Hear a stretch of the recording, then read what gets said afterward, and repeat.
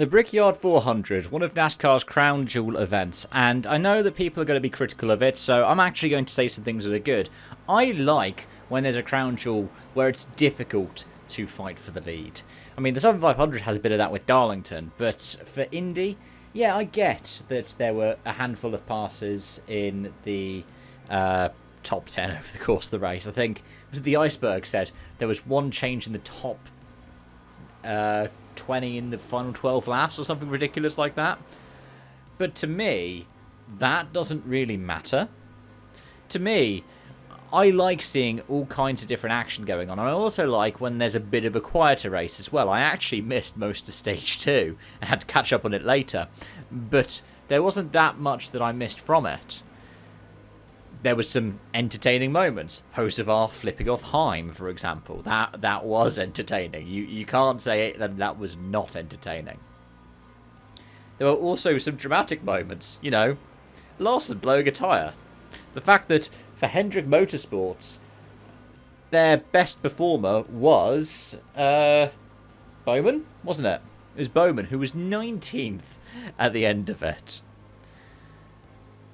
Or the fact that different pit strategies and pit cycles, especially at the end of stage 2, when we ended up with that caution for Daniel. Was it Daniel Dye's caution? I think it was, wasn't it? Meant that some drivers were trapped a lap down. Or some drivers were trapped out of the lead cycle. I really liked all of those different permutations. I mean, heck, the in-season challenge was presented so much better this year than last year, to the point that I actually kind of enjoyed following the narrative, especially because it was an upset in the end, wasn't it? It was quite the upset with Todd Gilliland ended up taking it from Ryan Blaney by 2 spots at the end of the race. Remember, Gilliland started 36th for the day. I really enjoyed all of that, and yeah.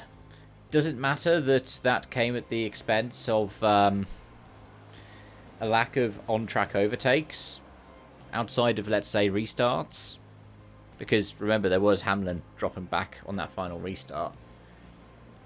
To me, it's alright. I don't think there needs to be a kind of crisis where you're like, let's drop the Brickyard 400, let's drop Indy. You can keep it.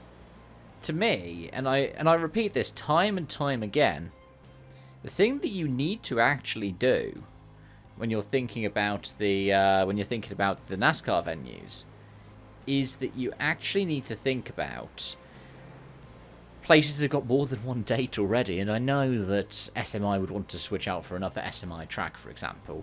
But for me, those are the kinds of things you actually need to consider. You don't need to consider, oh, but there was one quiet race here, or there are a handful of quiet races here. And I know that Indy is bigger than pretty much any sports stadium in the world for attendance. You could sell out basically any other track on the NASCAR calendar and still it would look tiny compared to Indy, or it would look like Indy was basically empty. But that is the nature of the beast with that one. I liked seeing Heim win. He's got, 2 Cup wins now from a dozen Cup Series starts. He's going to be magnificent next year. I think we're looking at somebody who's going to be competing against someone like SVG in his rookie season. Not against SVG's rookie season. Against SVG next season. Who, again, had a decent run. 16th at the end, quali 25th. He ran higher up for quite a lot of the race. He ends up 16th place, which is good for him when it comes to the points bubble. Let's quickly talk points as well to wrap this up, because we've got 4 drivers who are clinched into the chase now. Denny Hamlin, who's 84 points clear of Tyler Reddick. That's well over a race. Ryan Blaney is 120 points back. Ty Gibbs 135. But you know what? Ty Gibbs is 113 points clear of Hocevar in 5th. That is, quite frankly, absurd. We've got, 4 more races now until the chase starts.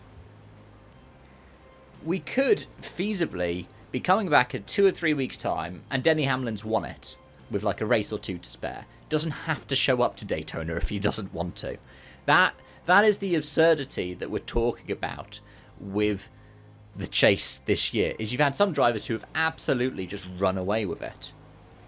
And yes, Logano having another good weekend has knocked SVG and Bubba Wallace down a spot each. And it was a shame to see the 23 not performing particularly well over the course of the weekend, given that he won here last year.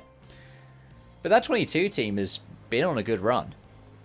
Especially at a time where Hendrick's form has started to dip. Chase Elliott is down to 6th. Kyle Larson has dropped 2 spots to 8th in the standings.